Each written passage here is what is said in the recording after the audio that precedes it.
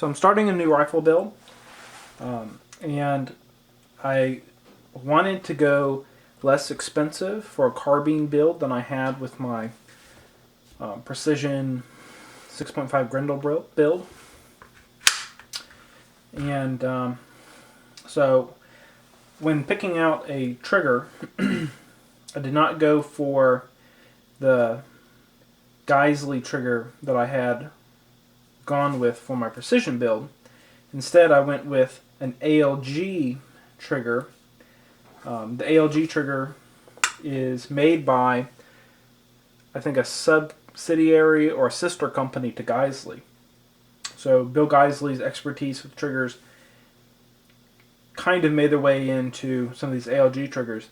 The big difference is that a Geissele trigger like this, DMR high-speed national match trigger, cost about $250, while this ALG enhanced combat trigger cost me $50. So I'm going to do a brief comparison, and we'll look at these two triggers and talk about which one you should get, in my opinion. So here, starting with the Geissele, I'm going to stick my finger up here to keep it from harming the lower receiver. The Geissele high-speed national match triggers are two-stage triggers. So I'll make sure this is in frame. If you see,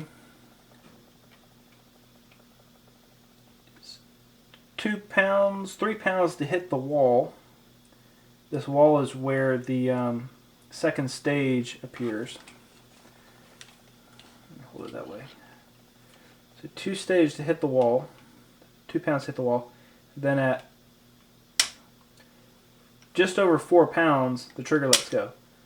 Let's try that again. 0, 3 pounds. So there's about a pound or so of the second stage is about a pound. First stage is about 3 pounds. And the first stage take up is very smooth and light, and then, so I can hold the hammer here, the trigger lets go, there's the take up, and you don't actually see any movement until the trigger lets go. And it breaks like glass. It is a great trigger. Great precision trigger. But it's also a lot of money.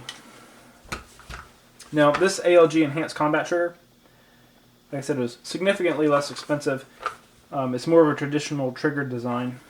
So let's take a look at him. Here's our trigger gauge. Get my thumb in here to keep it from harming the receiver. See if you can see that. Pull back.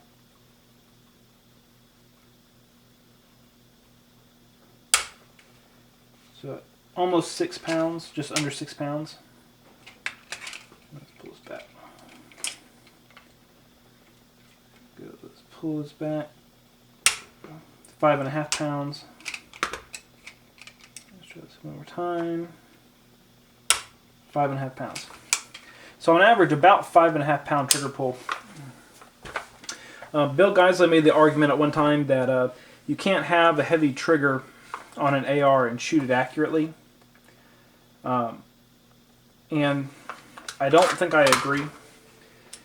I think as long as the creep is not significant, you can easily, especially after you practice with it, you can pull the trigger up until the point where you think it's going to break without moving the rifle. And it's really only that extra little bit that you're influencing the rifle with. His argument was that if you have a 6 pound gun and a 6 pound trigger, it's impossible to keep the gun on target while pulling the trigger because you're putting more weight into the trigger than the gun even weighs to begin with. Now, this trigger, this ALG Enhanced Combat trigger, differs significantly from the Geissele because the Geissele is a 2-stage trigger, while this is a single-stage trigger. The single stage means that there is no take-up. There is some creep, but there's no second stage, there's no wall before the trigger lets the hammer go.